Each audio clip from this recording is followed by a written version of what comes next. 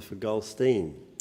Thank you, Deputy Speaker. And today I rise to defend the hard-working residents of Goldstein that have sacrificed and saved to be able to stand with dignity and purpose in their retiring years. And that stands in direct contrast to the proposals being put by our opponents, the Labor Party, and their retiree tax, which will hurt every single Australian, those that have sacrificed to be self-funded retirees, pensioners, lower income earners, new home buyers and small businesses. So for all the rhetoric that they go on about taxing multinationals, big corporations and millionaires more, it's becoming increasingly clear every day that Labor's hunting down our vulnerable grandparents to fund their election promises. Many have sacrificed their whole lives, made modest investments, riding economic cycles, foregone holidays and luxuries so that they can be self-reliant, stand on their own 2 feet and not be dependent on the taxpayer.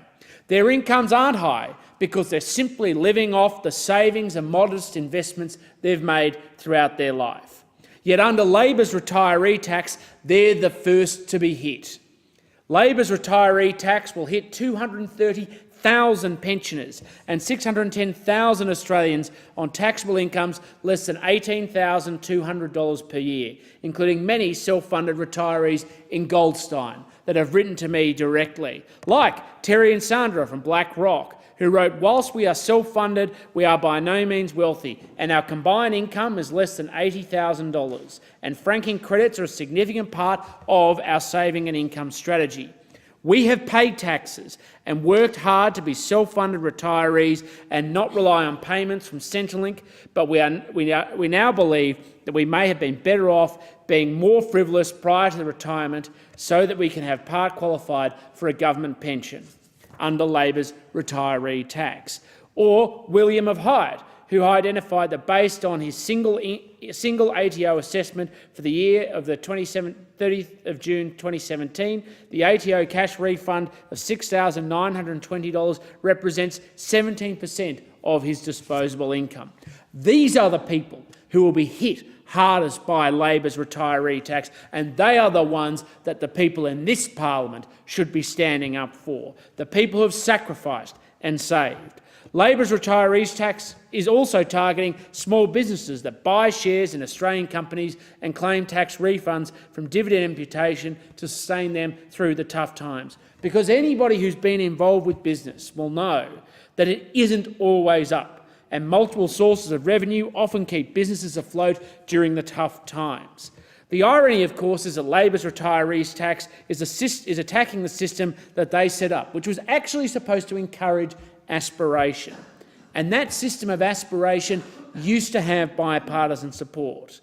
But not only will Labor's dividend retiree tax target lower-income Australians, it will also have a devastating unintended impact on younger Australians seeking to get in the housing market.